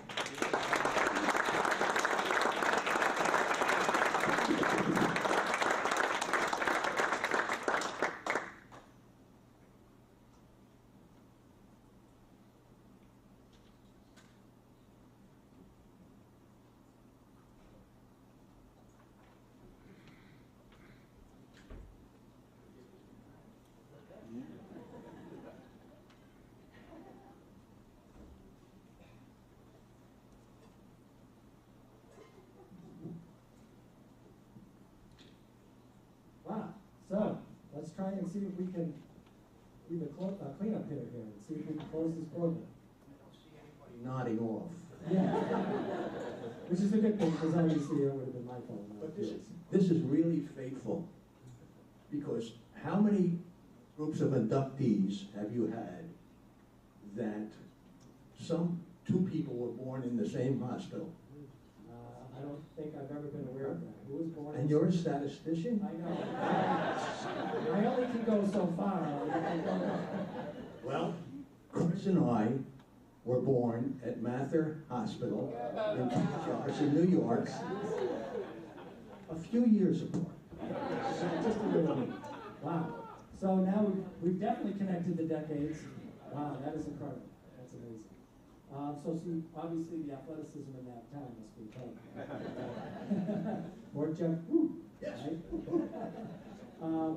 So tell us about those early years of trying to, help build the programs, baseball and soccer. I mean, what was it like, the campus, and how that was all played out for you? There was nothing here. There were basically two buildings up here, soccer field, and down below was the castle. So, it was a lot of nothing. Yet the people that were here were phenomenal. In the early years, going back into the late 50s, when I first came here, there were, at least on the soccer team, a lot of older men who had been in the service and stuff like that. So we had an older group of men who would, they brought some maturity. I didn't have it yet, although I was 20 years old, but I didn't have it yet. I got it after a while. So we've talked about some of the things. So your experiences, this gentleman right here has been on the front end of special education in this country, not just in New York State. But this guy has helped establish policies and procedures in the area of special education that are still being used. Right. So thank you for doing that and Yes. being a part of that. Yes.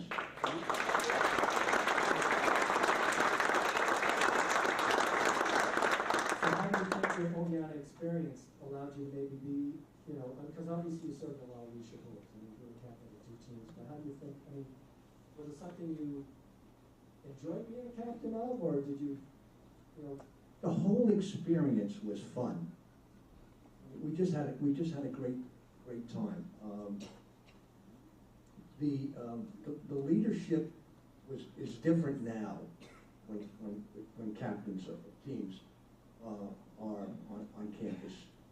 We were acknowledged as captains. We went out and the coin toss and decided which side of the field to play and things of that nature. But there was a camaraderie amongst really opposing members of the teams, because in those days there were 2 fraternities on campus, and there was a competition between the fraternities as far as who would have the most athletes on these teams. So it was a big deal. But yet, in spite of that, we were able to draw together and win a lot of games. So your experiences and being a captain on our teams, and then afterwards, your postgraduate, serving on our trustees board and stuff like that. And so, what was it about Oneonta that just made it like, this is the place for me, and I just want to give so much back. I think it developed, as many of the other inductees have said, it instilled in you a sense of love for the community and what the effort is here. And that is, you know, at that time was just a foster education, and we have a number of educators here. So it was along those lines that you develop the skills to move forward. And it was subtle. It was so subtle that you don't realize it until many, many years later what impact Oneonta has had on you. So just to let you know, he also has the distinction of being the very first male athlete of the year for Oneonta.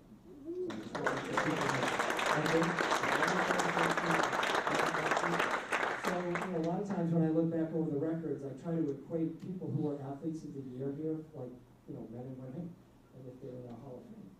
And the correlation is pretty high. You know, so that just tells you, you know, the coaches back then got it right, because they knew who the outstanding athletes were, but then also to be able to kind of go full circle and connect it to be in an athletic Hall of Fame.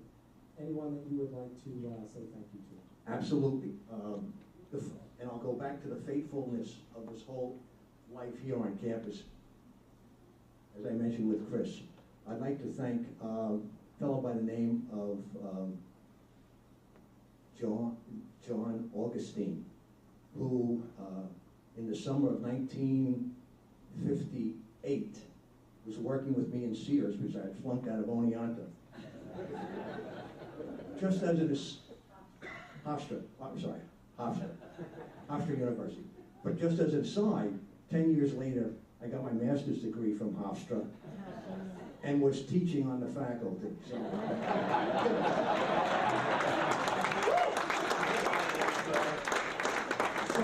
I showed that. But John Augustine over at Pierce said to me, Ron, where are you going to go to school in September? I don't know.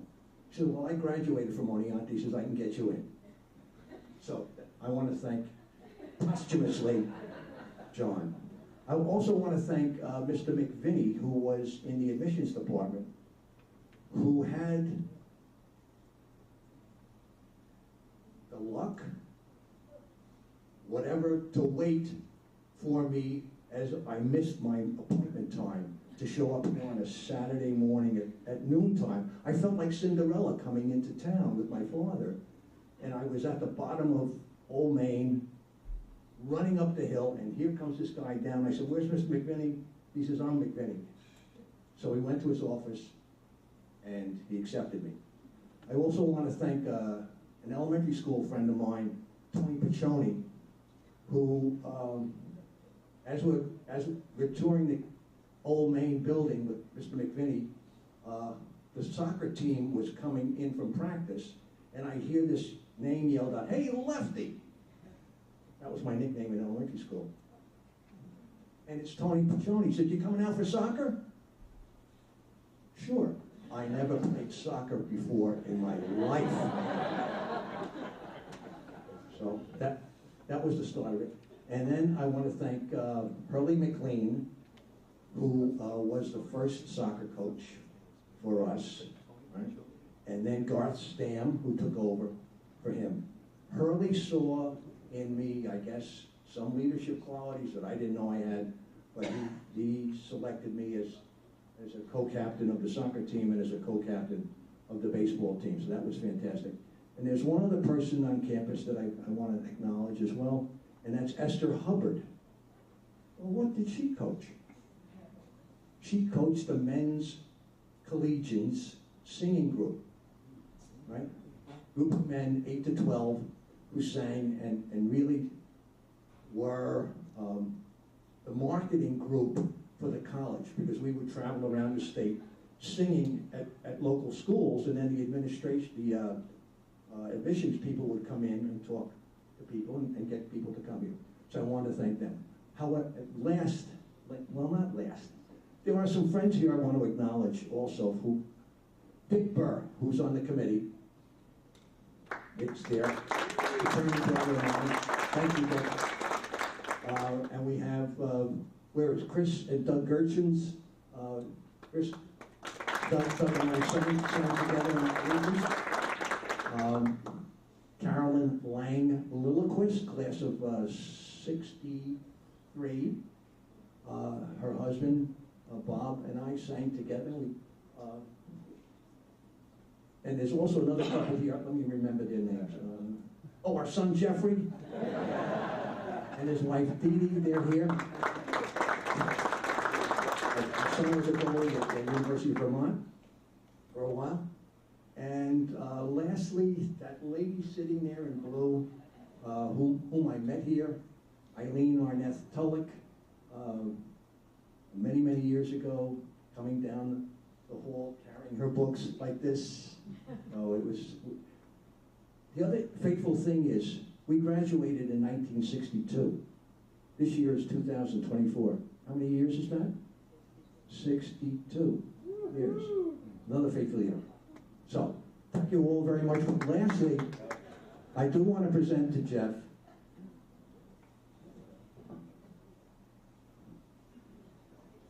the silver ball that I received as the senior athlete in 1962.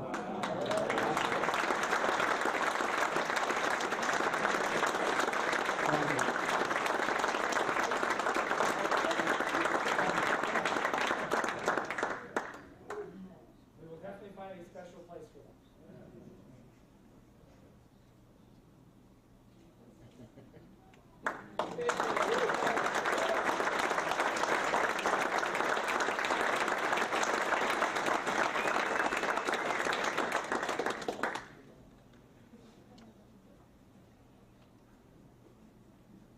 So this is what it's all about for me.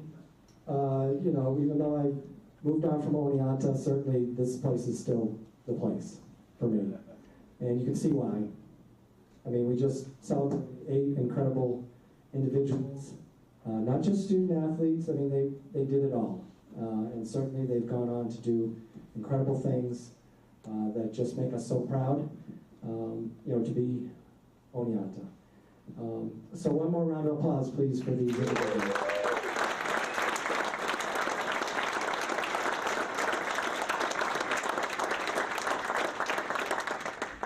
I certainly want to thank you again for being here. It's great to see and meet all the families, friends, lacrosse guys. Thanks for coming. It's just, you know, it's just so awesome. But again, that's what this Oneonta experience is all about. And I just want to thank you for being here. You know, if it's only for one day a year, I don't care, because it's the best day for me. So I want to thank you for coming and sharing this experience. So you're free to stay around and take pictures of you know, your loved ones with the plaques. So again, thank you very much for coming.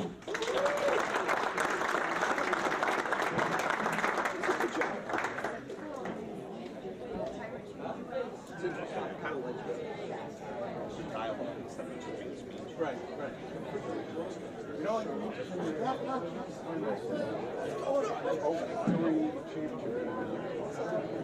Just one quick thing. Just before, can we have all the Hall of Famers? All the Hall of Famers into the cafe to get one group picture together, and then we'll let you do your stuff. I had tomorrow. I just grabbed a bagel out of the street, which was good. Man, I didn't even I would. I don't believe it. I was going to say, Gary.